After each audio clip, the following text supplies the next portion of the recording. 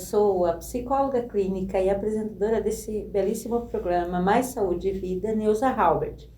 E toda semana estamos junto com um profissional da saúde trazendo excelentes informações. E hoje o nosso entrevistado é o reumatologista, o Dr. Diego Logrado. Olá, doutor. Olá, Neuza. Olá, os nossos telespectadores. Fico muito feliz com esse convite que você me fez de estar retornando aqui. É uma honra para mim poder trazer informação que ajude vocês e a todos nós na nossa saúde de uma maneira em geral. O nosso tema de hoje é lombalgia.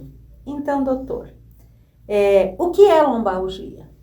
Lombalgia é um termo que a gente usa para referir à dor que ocorre na região das costas. Aqui, principalmente na região abaixo do pescoço, né? Então, onde começa a coluna que a gente chama de torácica, até a região do bumbum.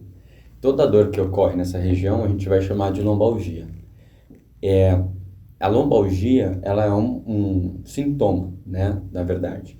Então, a dor nas costas, ela é um sintoma de algum problema que pode estar acontecendo, que pode ser uma infinidade de coisas. E aí, é interessante a gente falar sobre dor nas costas, porque 80% das pessoas, homens e mulheres, já tiveram ou terão em algum momento da vida esse tipo de dor. Então, é extremamente comum. Essa dor nas costas, ela é muito comum também entre os jovens, né, doutor? Não é uma questão de uma certa idade, não. A gente vê muito jovem também com essa lombalgia. Isso. Como é um sintoma bastante comum, né, a gente também, como eu disse inicialmente, pode ter múltiplas causas. Hoje em dia, com a vida moderna, vamos dizer assim, e com o uso, inclusive, de celulares e com o fato de que uma boa parte dos trabalhos hoje em dia são executados com a pessoa sentada, isso faz com que a gente tenha uma carga maior sobre a região da coluna, né, e podendo gerar essa dor.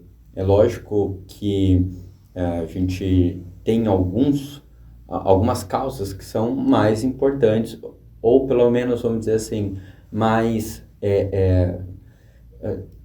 graves, e que por isso devem ser feito o diagnóstico, de preferência mais breve, para que a gente possa estabelecer um tratamento sem que haja evolução para alguma sequela. Quais, doutor, são essas causas que o senhor falou? Em relação às causas, né, e aí pegando um pouquinho do que você falou das dores que começam em pessoas mais jovens, a gente tem dentro da reumatologia uma doença chamada de espondiloartrite axial, que antigamente chamada de espondilite anquilosante. É uma doença autoimune, ou seja, gerada pela imunidade, e que pode gerar a dor na região das costas. O que é interessante em relação a essa doença? E aqui acho que talvez seja um recado interessante para que a gente preste atenção na nossa dor e também possa ajudar outras pessoas a perceber as características desse sintoma. Então, uma dor nas costas que é pior pela manhã, que quando o paciente acorda, ele tem sensação de que a coluna acorda meio dura, meio enferrujada. Isso não é o habitual da dor nas costas. Se a gente parar para pensar, a maior parte das pessoas vão ter dor após um esforço físico. Sim. Exemplo, a pessoa foi fazer a faxina em casa, chega no final do dia, que ela vai dar dor nas costas. Pode ter um caráter aí muscular, inclusive. Aquela dor que começa, que é pior pela manhã, é uma dor que deve levantar um alerta pra gente. Dor que é pior pela manhã e dor que melhora com esforço físico. Então, eu tô com dor, comecei a fazer o movimento, é como se esquentasse a articulação ali da região da coluna e essa dor melhora. Essa faz parte dos sinais de alarme que a gente fala. São sinais de alarme no sentido de que, se presente, eu preciso procurar um profissional de saúde, de preferência um reumatologista, ou mesmo um ortopedista, ou um neurocirurgião que é especialista em coluna, para que possa fazer uma investigação adequada. Essa é uma das coisas.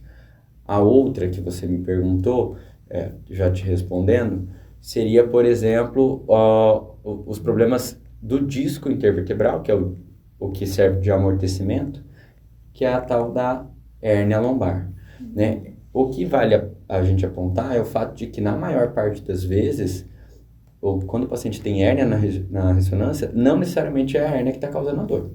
Tá? Então, tanto é que a maior parte das vezes não é necessário cirurgia. Isso vai ser avaliado dentro do consultório, junto com o médico que é especialista e baseado nos exames que são exames complementares. Normalmente, doutor, as pessoas vão suportando a dor, né? E daí, quando chega no momento que daí já não consigo caminhar, já não consigo mais fazer nada, aí eu procuro um especialista, eu procuro alguém para me ajudar.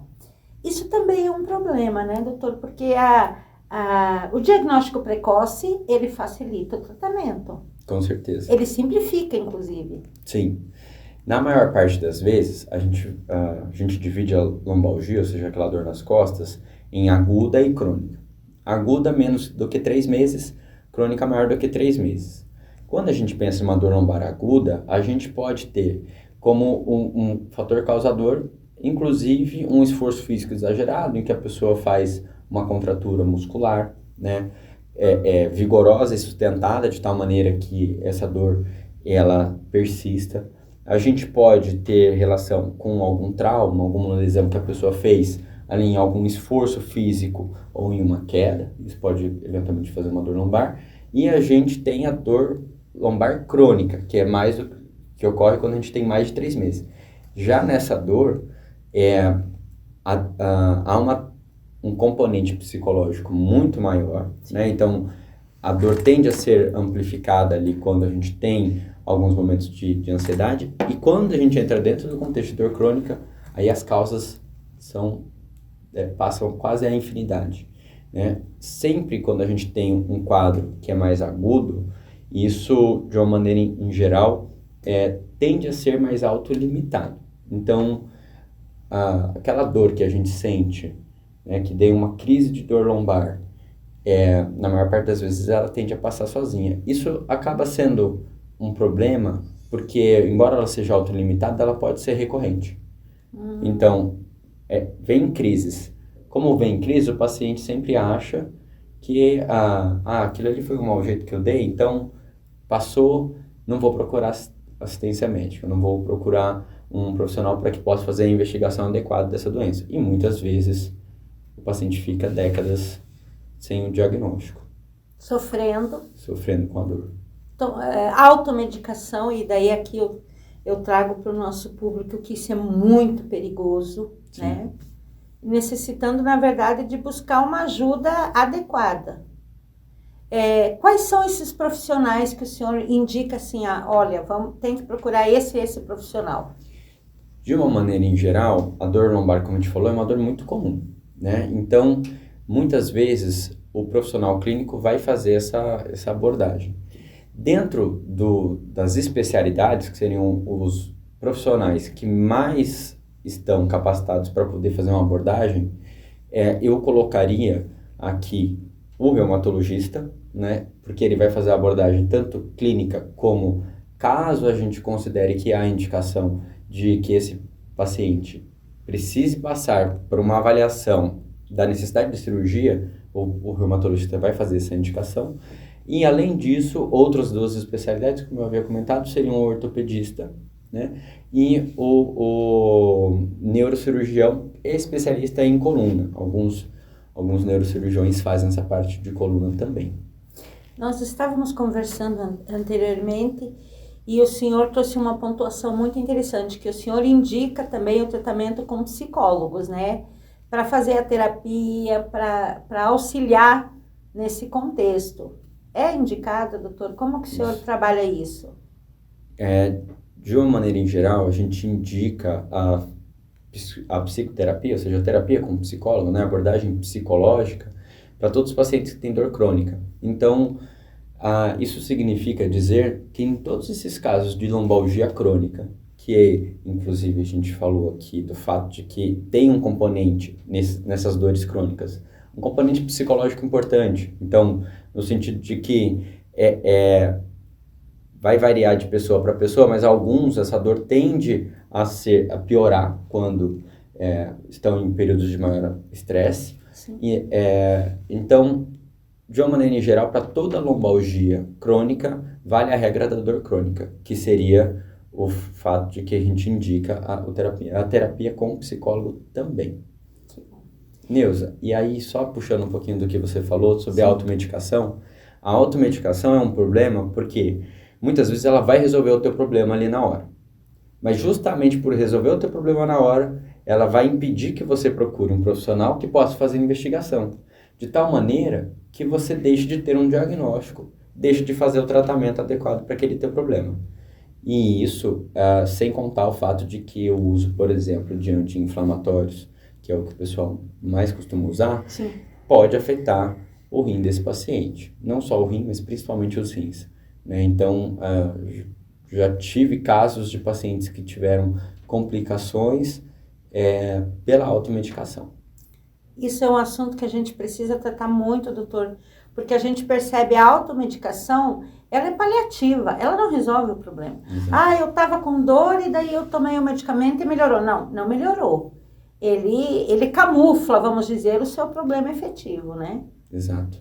Nesses casos, como eu havia comentado, dessa doença chamada de espondilite anquilosante, que causa dor nas costas, uma dor que a gente chama de inflamatória, que tende a ter rigidez pela manhã, tende a melhorar conforme a pessoa vai movimentando, que é uma coisa bem atípica, pensando na dor que a maior parte das pessoas tem.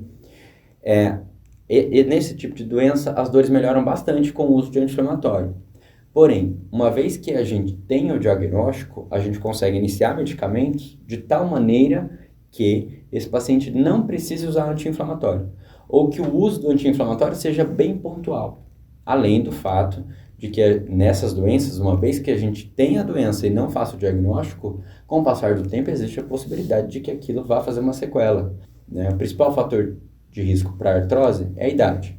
Porém, uma vez que eu tenho um problema autoimune ou uma inflamação crônica e eu não trato, esse desgaste ele vai acontecer mais rápido.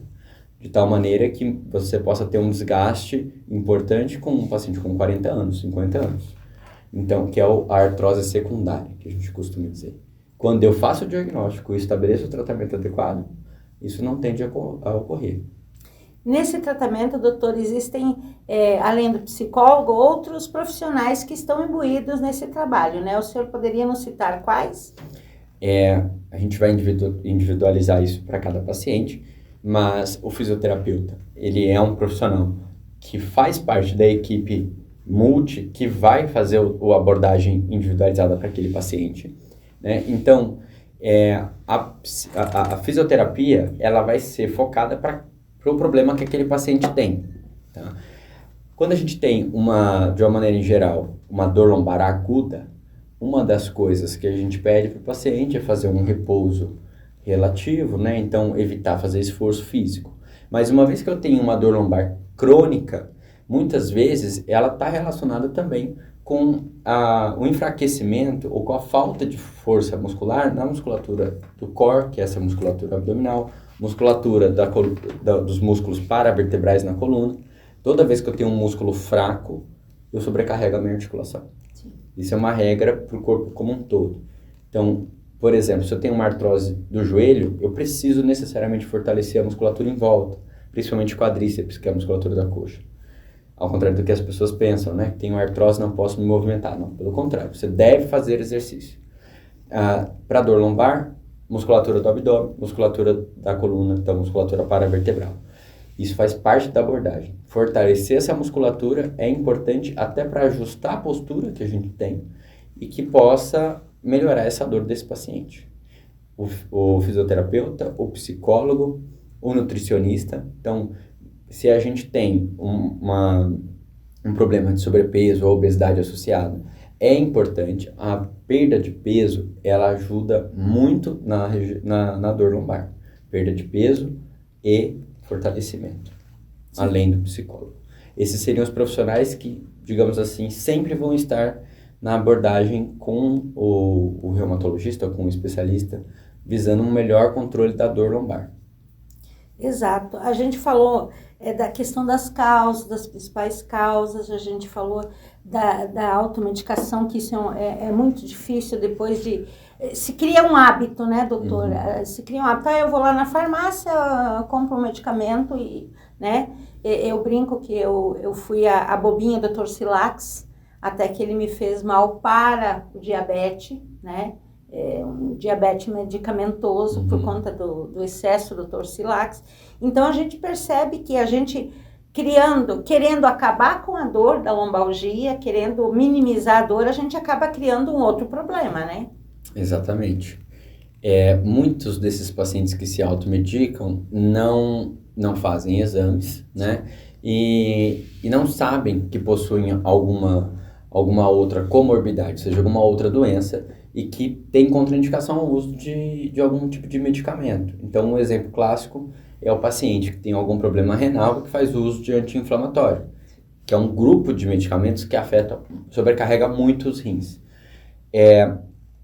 Mas não só, né? A gente pode ter pacientes que têm algum problema hepático e que não têm consciência desse problema e que fazem um uso de medicamentos de maneira em geral que podem eventualmente se intoxicar. Eu gostaria, doutor, que o senhor deixasse assim um recado ao nosso público de como é importante buscar ajuda médica, né? De como a saúde pode ser melhorada e minimizado alguns agravamentos, né? Com a busca no momento certo. Perfeito. Acho que o recado mais importante, talvez aqui como os sinais de alarme que a gente tem para quem tem dor nas costas, se você tem dor nas costas e essas dores, elas descem da coluna até o pé, isso é um sinal de alarme, é um sinal que indica que você pode ter alguma compressão ali de nervo e que isso precisa ser investigado. Se você acorda pela manhã, a coluna acorda dura, com dificuldade, melhora quando você faz movimento, isso é um sinal de alarme, pode indicar uma doença autoimune. Se você tem dor lombar, tem nas fezes, diarreia, sangue, catarro, que é o que a gente chama de muco, pus nas fezes, isso merece uma avaliação com um especialista. Se você tem dor nas costas e tem psoríase, que é uma doença de pele também, ou se você tem dor nas costas e tem o olho fica ou direito ou esquerdo, eventualmente vermelho, dolorido, lacrimejando, com a visão turva, também são sintomas que podem aparecer nas doenças autoimunes que fazem dor nas costas. Não se automedique, que isso evita que você consiga ter um diagnóstico. Muitas vezes o diagnóstico vai vir imbuído ali junto com um tratamento que pode não ser tão simples de ser feito, perder peso, fazer fortalecimento, porém isso vai fazer diferença na qualidade de vida que você vai passar a ter a partir daí. Então o diagnóstico precoce ele é importante para isso. Em relação agora às festas de final de ano, Sim. Então comemore com moderação, se beber não dirija, acho que essa é um ótimo recado também para pensando na saúde da população comum em geral. Doutor, eu gostaria que o senhor indicasse ao nosso público onde o senhor trabalha, seu contato, porque a gente trouxe o senhor novamente, não apenas por sua competência e inteligência, que isso é inquestionável, mas por pedido mesmo da população, dos meus ouvintes. O último nós gostaríamos com o doutor Logrado. Então, assim, doutor Diego, fale ao nosso público onde lhe encontrar, como lhe achar na internet, né? Perfeito. Hoje eu atendo no município de Rondonópolis, a gente numa clínica chamada Horus. Minhas redes, né, sociais, tenho uma rede no Instagram que é drdiegologrado.reumato, assim como um site que é www.drdiegologrado.reumato.com.br. E quero agradecer novamente a oportunidade de estar aqui, é sempre um prazer e fico muito feliz e muito honrado de poder estar aqui nesse fechamento de ano com vocês. Sempre que você me convidar, eu estarei à disposição. Eu gostaria de lhe entregar essa do nosso grupo EOS, uma lembrancinha de final de ano. Agradecer de novo, obrigado pela sua presença. E eu gostaria de agradecer ao nosso público que foi fiel durante esse ano, ao nosso diretor Evandro dos Santos. E hoje eu dedico esse último programa à minha grande e pequena família. Meu esposo, Delmar João Halbert, minha filha, Laura Elísia Halbert, e agora o meu genro querido, Pablo Montes, um argentino especialíssimo, um ser humano muito bom. Seja bem-vindo à nossa família. Obrigada.